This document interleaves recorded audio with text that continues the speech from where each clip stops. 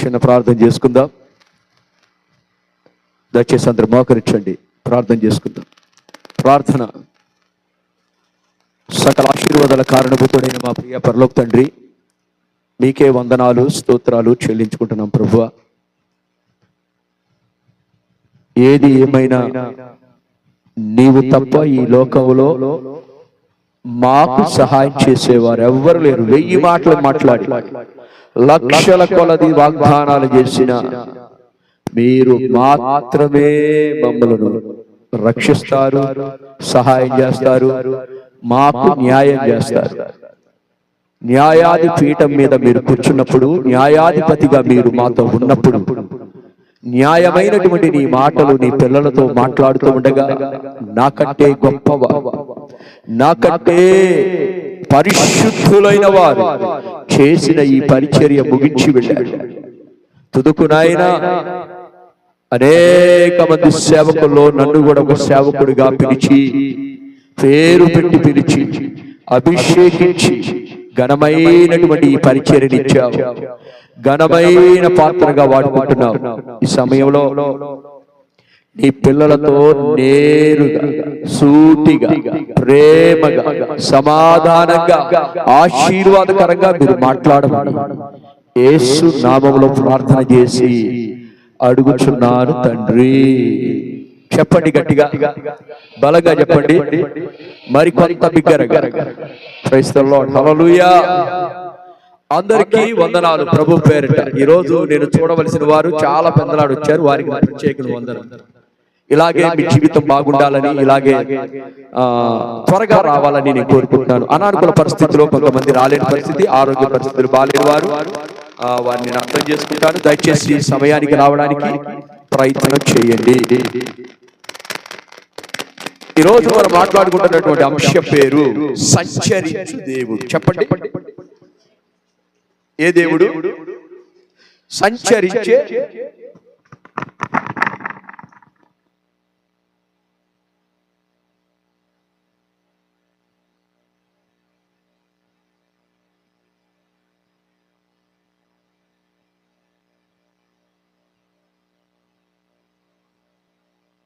Praise the lord, హల్లెలూయా.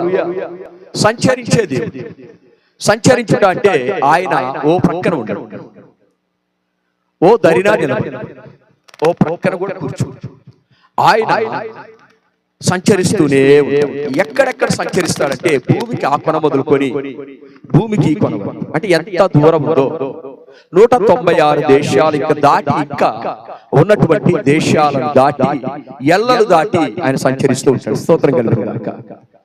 అలాంటి సంచరించేటువంటి దేవుడు ఎందుకు ఈ భూమి మీద సంచరిస్తూ ఉన్నాడు, ఎందుకోసం సంచరిస్తున్నాడు అనే మాటలు మీకు చెప్పే ముందుగా ఒక మాట మీతో నేను చెప్పాలి. కొన్ని మాటలు యూట్యూబ్ లో వీటిని మినహాయించండి.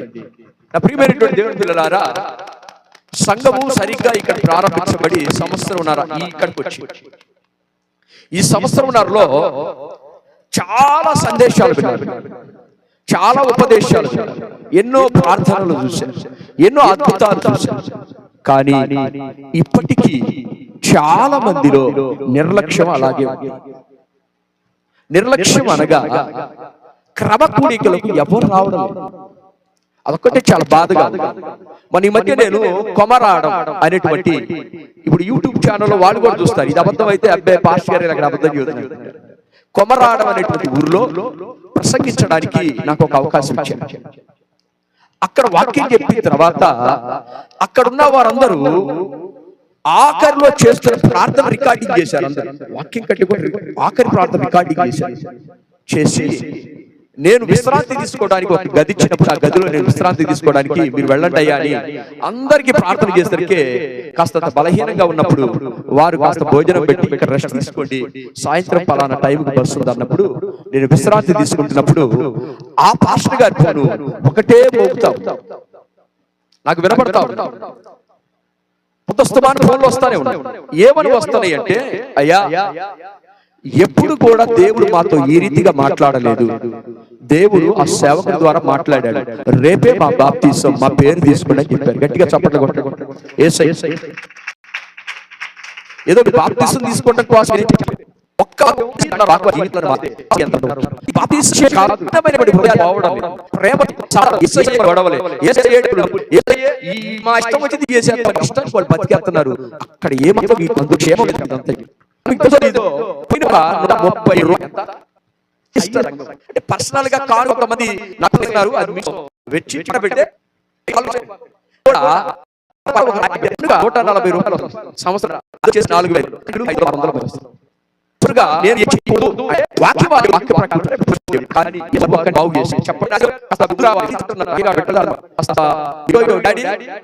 మా డాడీ గారు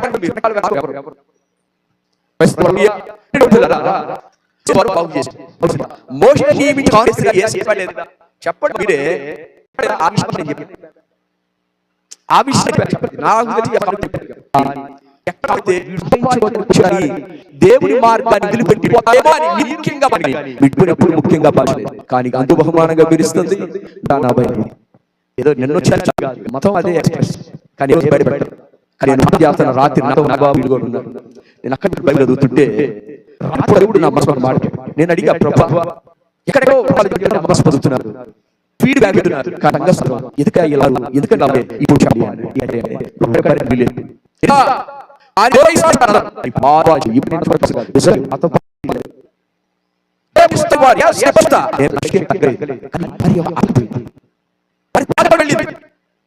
దేవుడి వచ్చిన మనము మనుషులు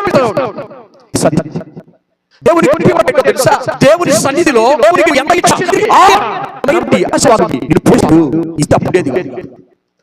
దేవుడు చెప్పాడు. ఆ వారు చదువుతూ పిల్లలు చదువుతుంటే బైబిల్ వారి దగ్గర లోపలికి పోయి ఆపేసి కానీ మళ్ళీ వెనక్కి అక్కడ చదివితే దేవుడు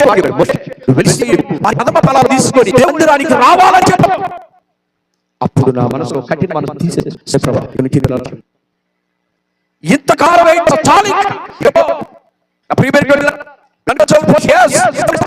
ఇందులో ఎలా మీకు తెలియదు. చాలా వాటిలో నేను ఇరిగిపోయి అందరినీ మోసపోయి నలిగి ఇప్పటిస్తుంది దేవుడు.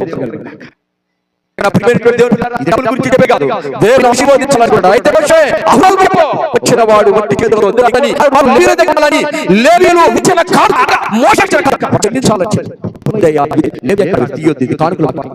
నేను వారిని నేను అద్భుతమైన ధనవంతుడు గట్టిగా చెప్పండి. కష్టములో అంటే కొమరం పేపర్ నా దగ్గర 100 రూపాయలు స్పీకర్ ఆ స్పీకర్ డబ్బులు లేవు. వెంటనే బాధించాడు దేవుడు. 500 రూపాయలు కానుకొచ్చాడు. ఆనుకొని తోట స్కాన్ చేసి వాళ్ళ దగ్గర 500 తీసుకొచ్చాడు. దేవుడు చేసుకుంటున్నాడని నువ్వు నిర్లక్ష్యం దేవుని యొక్క సంఘాలు హృదయాలను కదిలిస్తున్నారు. కానీ నేను పెట్టిన పిల్లల్ని పరిశుద్ధులు దేవుని మహిమ పాట ఉండదు. అక్కడే ఉంటది చెప్పండి మా బ్యాంకులలో ఉన్నాయండి, దాంట్లో చెట్టిస్తే మా ప్రాపర్టీ ఇవన్నీ మా తెలియదండి. కష్టంలో తీసుకొచ్చిన కానుక పరమగత్యంలో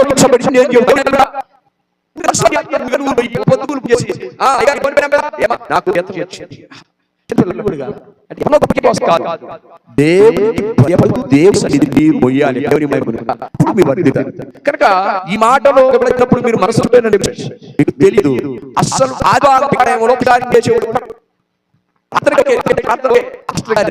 పాస్టర్ గారికి 5 సంతానం ఏ విధంగా పోషించాడు అని చెప్పేసి చెప్పబడింది. దేవుడు నాకు చెప్పని ధారాళత్వం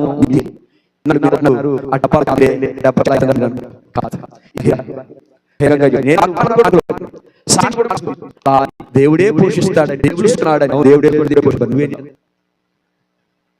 కనుక దేవుడు చూడండి. దేవుడు తిరిగి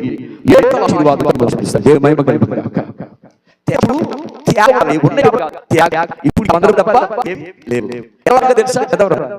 తెలియదా?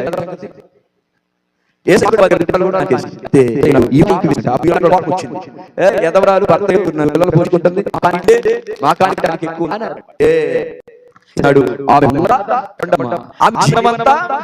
ఇచ్చేసింది. మరి తర్వాత నాకేమొద్దు నేను చేస్తాను, మీరు కూడా ఆలోచిస్తే మిమ్మల్ని సంచరించే దేవుడు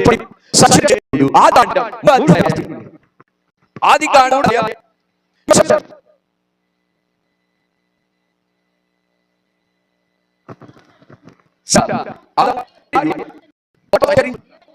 దేవుడైన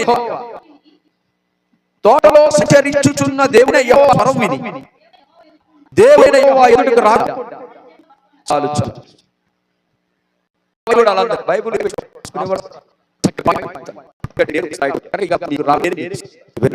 ఈ వాక్యం చదివినప్పుడు ఎవరు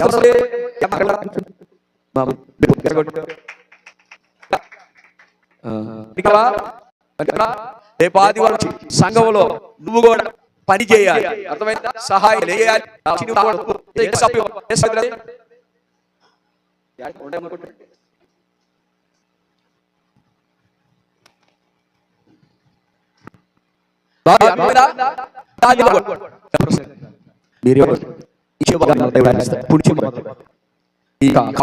కణాగారం వస్తుంది, దానికి ఒక పెద్దగా సేవకుడి అందులోని దశంభాగం నుంచి మిగతా ధనాగారంలో కూర్చోండి. ఎంత ఆధాగారంలో నుంచి వాళ్ళకి చెప్పండి. ఏమంటే దేవుడు ఏను తోటని భూమి మీద ప్రప్రదంగా నాటాడు. ఈ భూమి ఉన్న గడ్డేరేంటి? ఏను ఈడెన్ గార్డెన్, అవును కదా? మా ఇంట్లో ఈడెన్ గార్డెన్ అనేటువంటి ఒక క్రికెట్ స్థలం ఉంది. ఈడెన్ పేరు పెడితే మాకు తెలుసు. ఆ గ్రౌండ్ కి ఈడెన్ శంకుస్థాపన చేసి ఈడెన్ గార్డెన్ అంటే ఇదే తోట అని పెట్టి ఉంది. చెప్పండి తోటలో సంచారంగా అక్కడ స్తోత్రం చెప్పండి. ఆ తోటలో ఏం పేరుమా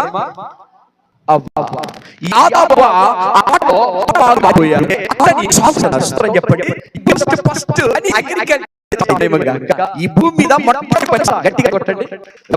వ్యవసాయం ఎంత చేసా తినేదిగా లేదు, ఏదైనా కనుక ఆయుష్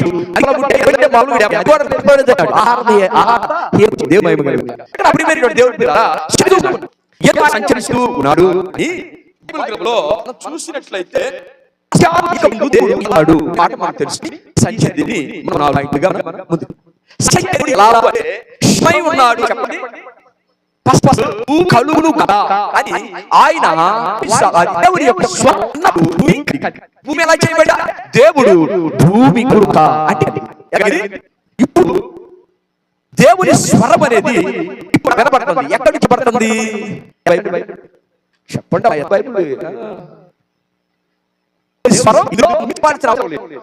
దేవుడు వాక్యమై దేవుడు ఏమంటారు చెప్పండి?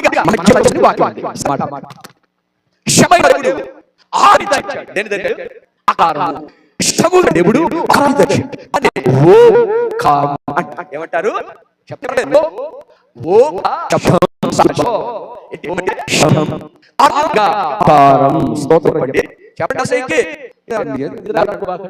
తెలుగుని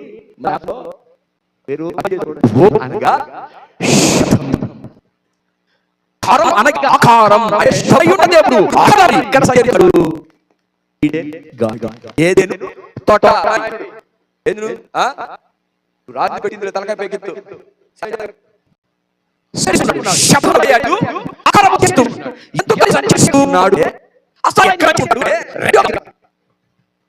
రెండో కొరింథీ రాసిన పత్రిక 6వ భాగంలో ఆయన ఇస్తాడు. చక్కగా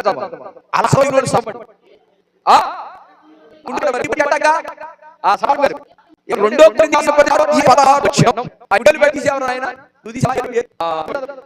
దేవుని ఏమి మనటువంటి దేవుడు అందుకని మాట జీవము కలిగిన దేవుని ఆలయమంట. అందుకని దేవుడు ఇలా అంటాడు, ఏమంటాడు, ఇలా చేస్తాడు. ఏం చేస్తావు ప్రభు? బాబు అలా పోతుంది అసలు చక్కగా ఒకసారి చదువుంటే ఉంటాడని ఒక వాక్యం చదువుతుంది. అప్పుడు వచ్చాడు అని చదువుతుంది. చదివే వారి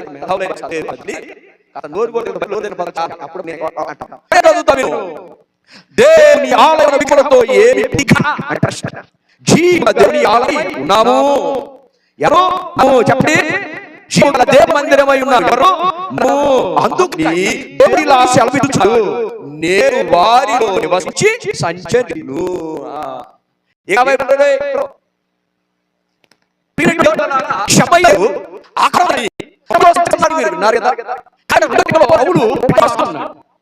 మనము ఆలయమని మరియు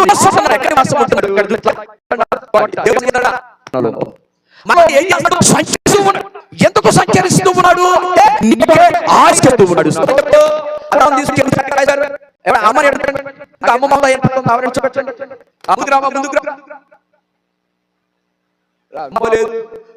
వాక్యం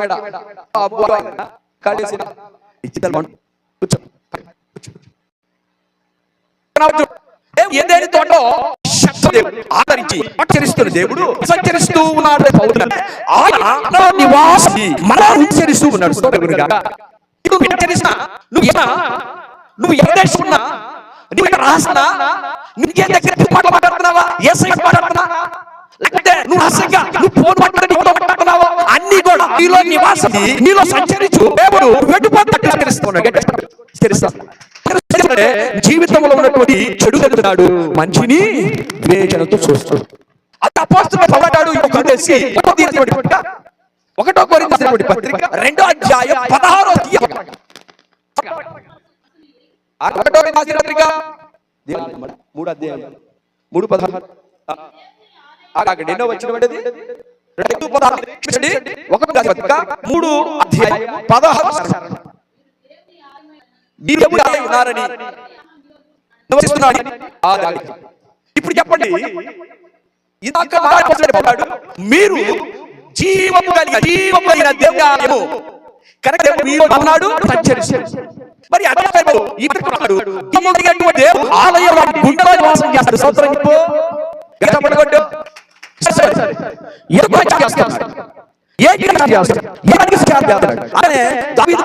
దావీదు 6:45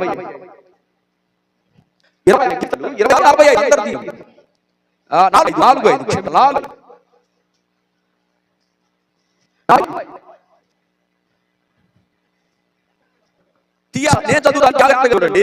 తీశారా నా పిల్లలు? తీశారా అమ్మాయి? ఆడలేరా మీరందరూ? అదే 20వ అధ్యాయం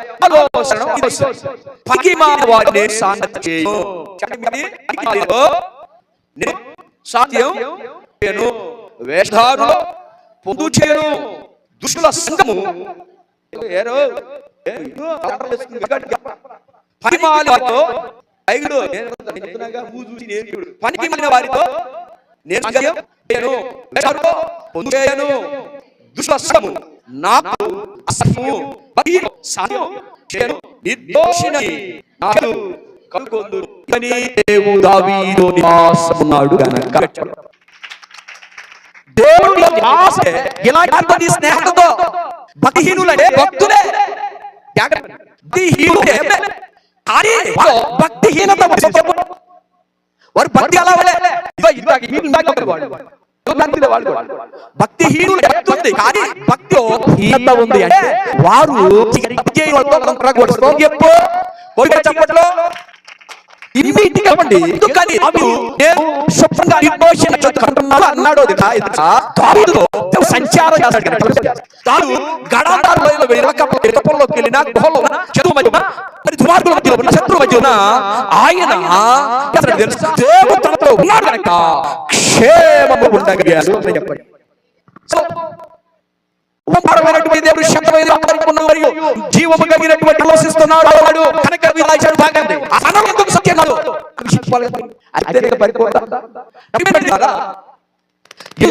చెప్పండి, 7 స్తంభాలు ఎప్పుడు ఇలా ఇలా ఇలా ఇలా 7 వస్త్రాలు చూశారు. మరి 7 దీపాలు అవసరమైతే 7 దీపాలు ఉన్నాయంట. ప్రకటన గ్రంథం 2వ అధ్యాయం, ప్రకటనల గ్రంథం 2వ అధ్యాయం ఈ మాట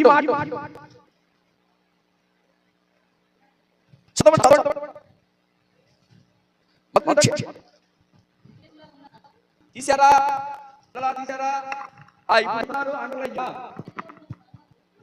సంఘ దూతకు వ్రాయుము, తన కుడి చేత పట్టుని సంచరించాడు. కష్టమును నీ సహనము నేను ఎరుగుదును. 7 దీపాలు 7 దీపాలు పెట్టుకుని మధ్య సంచరిస్తున్న ఆ దీపాల మధ్య 7 దీపములు యేసయ్యకి స్తోత్రం. 7 దీపము యేసయ్యకి స్తోత్రం. 7 నక్షత్రములు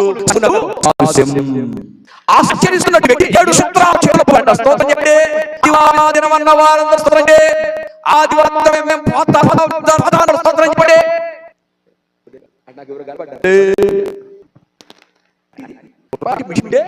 మళ్ళీ లెక్కండి,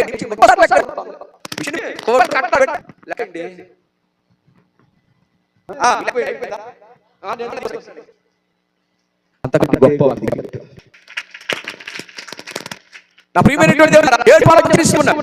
దీపములు ఏ దీపములకు యేసయ్యన్న కత్తనగా సాను. నీవు ఉన్నావు, నీవు నీవు ఆ సంగలో ఉన్నావు. నీలో ఆయన సంచరిస్తున్నాడు. ఆయన దీపం నువ్వే. స్తోత్రం. ఆయన దీపం దీపము జీవం దేవుని ఇచ్చిన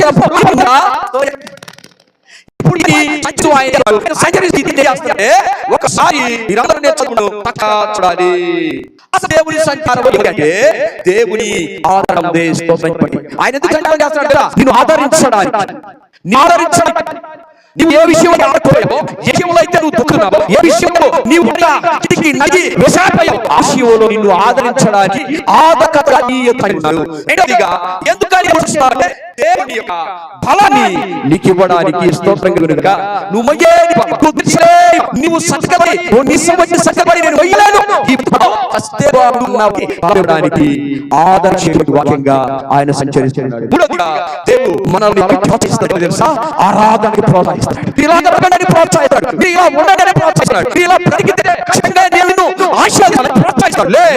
ప్రోత్సహిస్తాడు. ఎవరు ఈ ప్రోత్సాహ వ్యక్తి? దేవుడి ప్రోత్సహించడానికి ఆయన అసలు నీలో ఏమి తక్కువ కాకుండా నిలబడడానికి ఎందుకు ఆయన సంచరిస్తున్నాడు? చెప్పండి, నీలో ఏమి తక్కువైందా అని ఆయన నీలో చరిస్తున్నాడు. రెండవది, అసలు ఏమి నీకు ఏదో చరిస్తున్నాడు. మూడవది, నీవు ఏమి సంచరిస్తూ ఉన్నావు. నాలుగవది, నీవు ప్రభువులో కనపడుతున్నావని సంచరిస్తున్నాడు. నీలో బలహీనత ఏమిటని ఆ బలహీనత తీసేయడానికి సంచరిస్తున్నాడు. నీలో నీవు ఆరిపోవలసి ఎరగలేకపోతావని వెలుగుగా అయిపోయింది. కత్తిరించడానికి స్తోత్రం చెప్పండి. కత్తిరించాలి. చాలా చెప్పండి కానీ ఆ పాయింట్ ఆఖరి చెప్పేది దీపం చేతులు ఎత్తండి. బాగా చెప్పు. ఒత్తిని నలపాలి, నలిపి గుర్తిస్తే చక్కగా ప్రకాశిస్తూ దేవుడు తెలుస్తాడే నీవు సరిగా వెలిగించబడతావని ఆ కార్ని కట్ చేసి ఆ నిన్ను బాగా వెలిగించవచ్చు. 7 దీపాలు ఆ రోజు 7 దీపాలు వెలిగించడానికి యాజకుడు ఉండేవాడు. యాజకుడు ఆ యాజకుడు ఏం చేసేవాడంటే ఆ కట్టను నమ్మేసి వాడి కట్ట వేసేవాడు. అసలు కట్ట ఉందా లేదా మీరు చూస్తే సంఖ్య 4వ అధ్యాయం 9వ వచనం, 30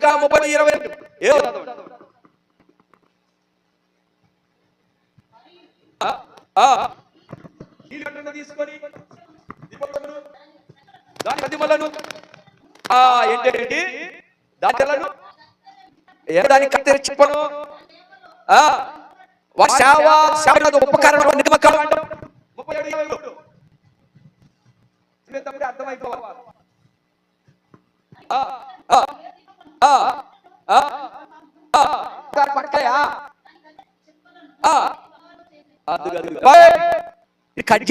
బంగారం సంచరించేవాడు అంటే యేసయ్య చెప్పాడు. ఆ యేసయ్య ఎవరు చేస్తున్నాడు? మనలో నివాసం మనలో నివాసం చేస్తున్నాడే. సరిగా ఎలగలేకపోతున్నావని, సరిగా అర్థం చేయకపోతున్నావని, సరిగా వాక్యం చదవకపోతున్నావని, ఇదిగో చెప్పబోతున్నావని అత్తి రేయడానికి వచ్చాడు. అత్తి రేసే నీకు నాశం అవుతుంది, అనారోగ్యం, లేకపోతే నీ వాడి మాట్లాడాలి వేసేస్తారు. సోదరం చెప్తావు దేవుడు మమ్మల్ని పట్టుకోలేదు, దేవుడు పట్టుకుంటాడు, నేనే చేస్తున్నాను, నేనే వాటితో తెల్లారైతే ఒకసారి అర్థం చేయాలంటావు. ఏది చేస్తున్నా నాకెందుకు తెలియలేదని నువ్వు అనుకున్నావా? చరిచే దేవుడు నీ దీపం సరిగా వెలగట్లేదు, కట్ట దీపుడు బయలాడు చేతిలో ఆటమ్మ పొద్దు నుంచి సాయంత్రం తగ్గి మాట్లాడో కానీ ఒక అజ్జి లేకపోతే ఎక్కడో మర్చిపోతా ఉంటావు కానీ మాత్రం అంటున్నాడు.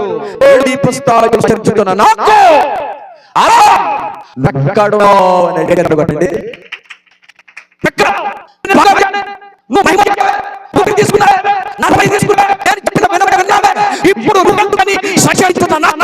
లేదు అంటే నీ మాట విని భయమేసింది.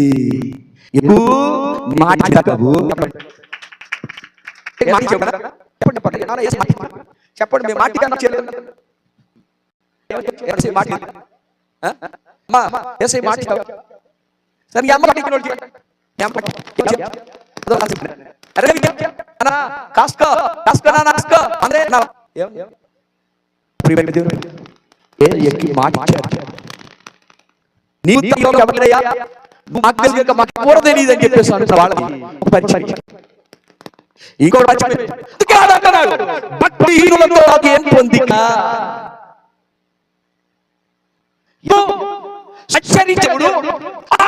నాకు ఈ లోకానికి వచ్చి ఇలా అని చెప్తే నేను అలా అనకుండా మార్చి చెట్టుకి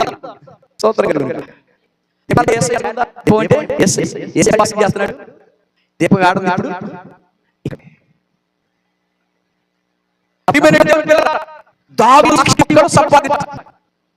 సంపాదించాలి. నేను చాలా సార్లు నీ బంధు ఉండొచ్చు, నీ రక్త సంబంధం, నీ మధ్య ఉండొచ్చు, కానీ పెట్టు, నీవు ప్రత్యేకించబడిన దావన్న సంగతి ఏడు మర్చిపోవద్దు. గట్టిగా చప్పట్లు కొట్టు. ఏడు మర్చిపోవద్దు. నేను ఆలోచించానన్న సంగతి ఏడు బయటకు వస్తే మామూలే కిత్కెంతలో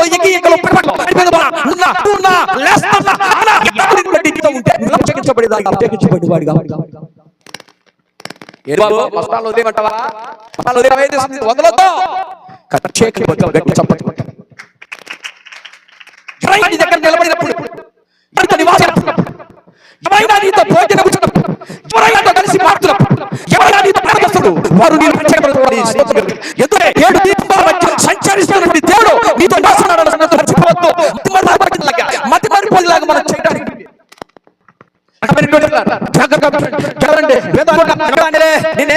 నేనేం చూశాడా? దేవుడు ఉన్నాడా? దేవుడు పథకానికి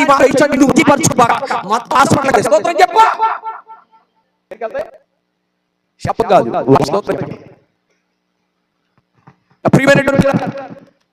ప్రత్యేక. ఇప్పుడు నిన్ను చూసి ఇప్పుడు నేను చూశాను అని చూసి మేమే నేర్చుకోవాలి. ఏముంది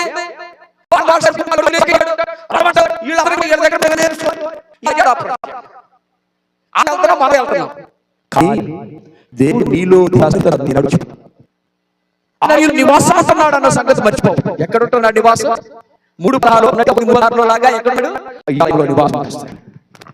ఎలా వస్తాడు? ఆయన ఆత్మను ఊదగా నరుడు జీవించే ఆత్మ. నివాసం ఎవరు? 7 సంచరించే వాడులో నివాసం చేస్తాడు. కానీ లేడు. ఎక్కడ అడుగుతున్నావు? నేర్చుకొని నేను పడుకొని నా ప్రియుడు నేను వెతికి తిని పడిపోయి పడుకోని నా ప్రియుడు కానీ అతను పడుకోవడం కాదు, ప్రాక్టీస్ చేయడం కాదు, అలాగే చేయాలి కాదు, జీవించి చూపించావు. చెప్పు చదవండి. దేవుడు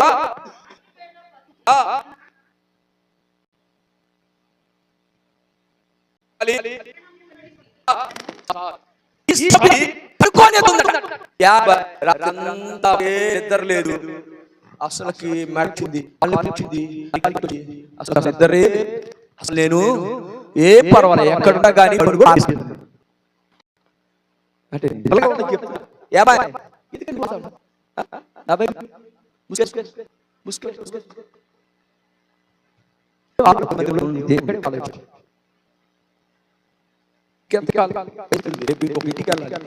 వయసు అక్కడ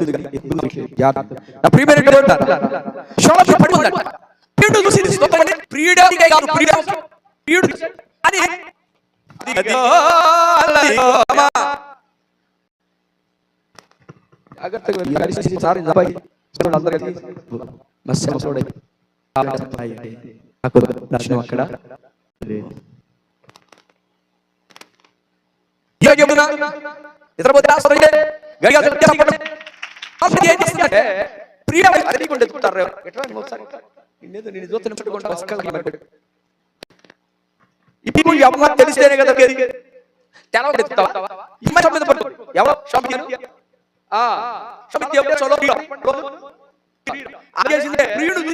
చూసి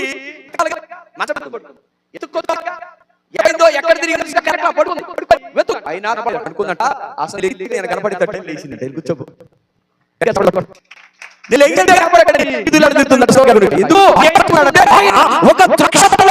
దేవుడికి మహిమ కలుగును గాక.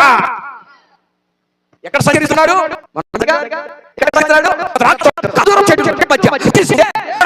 ధ్యానముగా ప్రార్థన చేస్తున్నాడు. ఎదురులో సంచిప్పుడు వాళ్ళతో ఉన్నాడని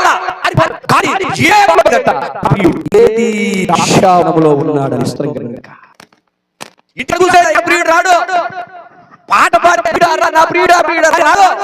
నీ హృదయం ఆయన నివాసమును యోగకరమైన హృదయంగా ఉన్నప్పుడు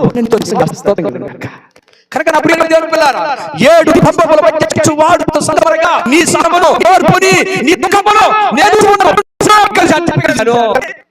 చాలా మంది తెలుసా, దేవుడు నాతో ఉన్నాడురా, దేవుడు నాతో ఉన్నాడు, దేవుడు చూడకమాడు.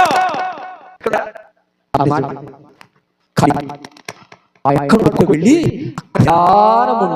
ధ్యానించాలంట సత్యాలు.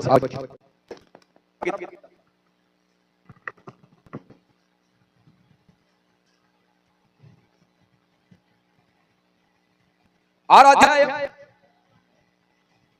తీసారా?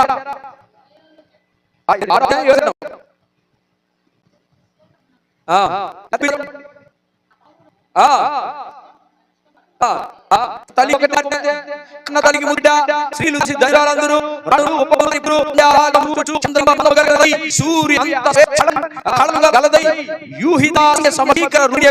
ఈమె ఎవరు? చెట్లు నిగ్రహించడం లేదు, దాడిమ్మ వృక్షము పోత పెట్టలేదు, నేను అక్షర వృక్ష ధ్యానమునకు వెళ్ళి తిని. ఎక్కడికి వెళ్ళిందట?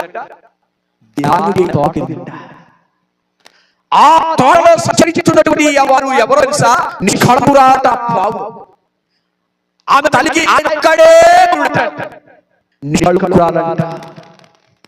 కనుక ఆ తల్లి ధ్యానముకు వెళ్ళి అక్కడ సైన్యమంతా, ఒక వ్యూహమంతా, ఒక రూపనిరీతి ధ్యానంలోకి వెళ్ళిందంట. స్తోత్రం.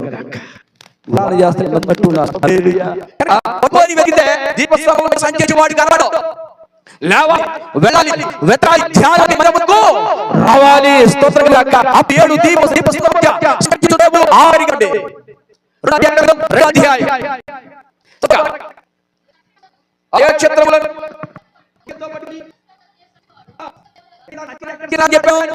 పత్రికలో మనలో సంచరించిన వాడు పుస్తకం. మరి ఎందుకు భయపడతావు? నా కష్టం పగొడ, నీ కష్టాన్ని చూసి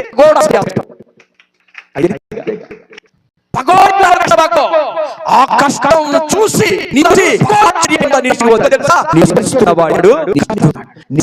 ఇంకేం చూస్తున్నాడు? నీ క్రియలు కూడా చూస్తున్నాడు. ఎలా ఉన్నాయి? బాగున్నాయా? దేవుడు న్యాయం శక్తియా న్యాయం చేద్దాం ఎలాగ ఒక్కసారి శబ్దాన్ని క్రియలు యూట్యూబ్ చెప్పగలుగుతారా? ఫోన్లు బాగా చూస్తారా? ఏముంది మేము అదే చేయమంటారా? మన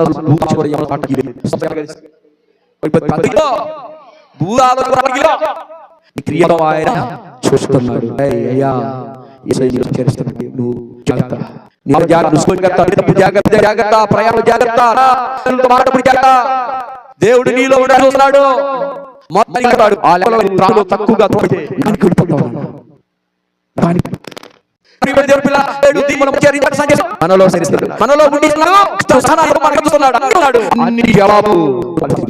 మంచి పంట కనుక భయపడుతూ దేవుడు ఎక్కడ దేవుడు అయితే చదువుతున్నావా? ప్రార్థన చేస్తారా? ఎంతసేపు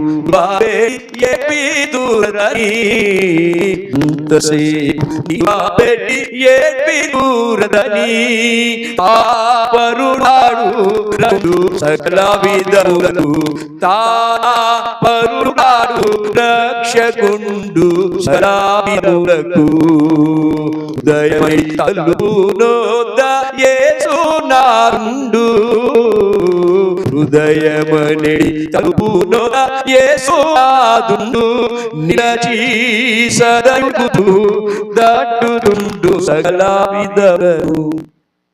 నీలో సంతోషానికి దేవుడు సార్, దేవుడు నీలో చాలా నీ పట్ల నువ్వే ఈ విషయాన్ని చేయగలుగుతావు. నువ్వు మాత్రమే ప్రార్థన చేయగలుగుతావు.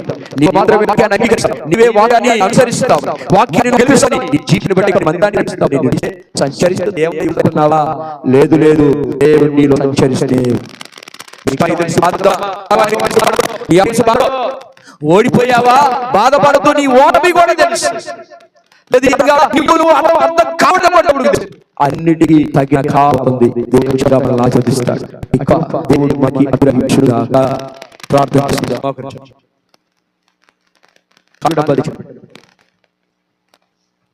మహాపరిశుద్ధుడైన తండ్రి, పరిశుద్ధ నామమున వందనాలయ్యా. శబ్దముడి ఆరాధరించి దేవుడిలో మనము చివరి చర్చున్న దేవుడు మనమే నివాసముంది.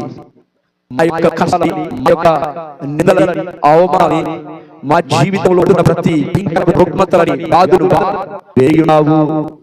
7 నక్షత్రాలు నీ చేతులున్నాయి. ఆ నక్షత్రము సంగమైతే ఆశలో ఇదిగో ఏ విషయంలో అయితే కుగిపోతున్నారు, ఏ విషయంలో అలిగిపోతున్నారు, ఏ శాసన బట్టి వారు నీ సన్నిధికి రాలేకపోతున్నారు, ఏ విషయాన్ని బట్టి వారు దూరంగా జరిగిపోతున్నారు. ప్రభువా, నిర్లక్ష్య పెట్టి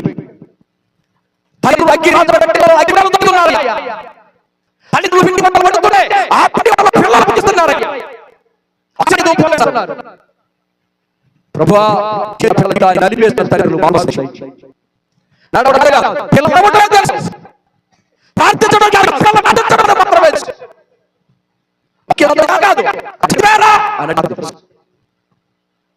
తల్లిదండ్రులు పిల్లలకు కనుక ఈ తరము వారిని నేను ఆశ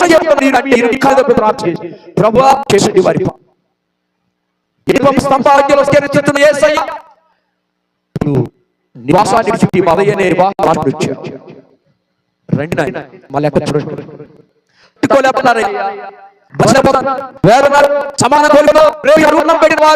ప్రేమించా తిరిగి విషాన్ని చెబుతున్నారు. నీ సాగు తెలుసు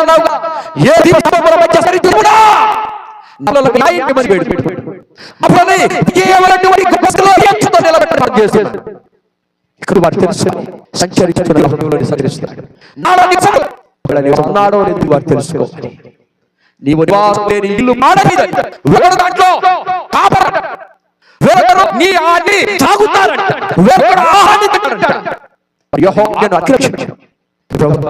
అలా ఉండదయ్యా మా పిల్లల జీవితం. ఆ ఇంటిలోనికి ప్రతి బిడ్డని ఏ విషయంలో ఏ విషయంలోనైనా అయా గొడవలకు బాధపడుతున్నాడు. అంతే తెలిసి ఒక ఇంటికి శత్రువు అయిపోయినాడు. బైబిల్ వాక్యంలో ఉన్నట్టుగా చూస్తున్నాం. నీవు శబ్దం ఓడిపోతే నేను ఓడిపోవడానికి మాట లెక్కకి తీసుకుని సేవకు రక్షణ ప్రార్థన చేస్తున్నారు.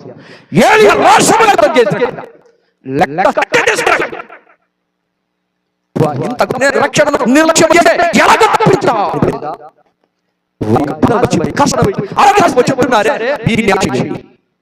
వీరికి మరి ఉన్న వ్యాధుల ఆరోగ్యకరమైనటువంటి శుభ్రతమైన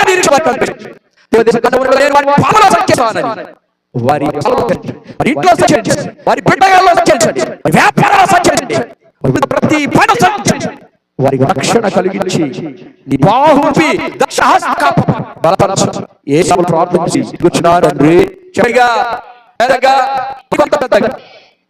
తండ్రి అయిన దేవుని ప్రేమ, కృప, పరిశుద్ధమైన సన్నిధి 7 స్తంభాల మధ్య సంచరించున్న యేసయ్యా మానసమైన కృప,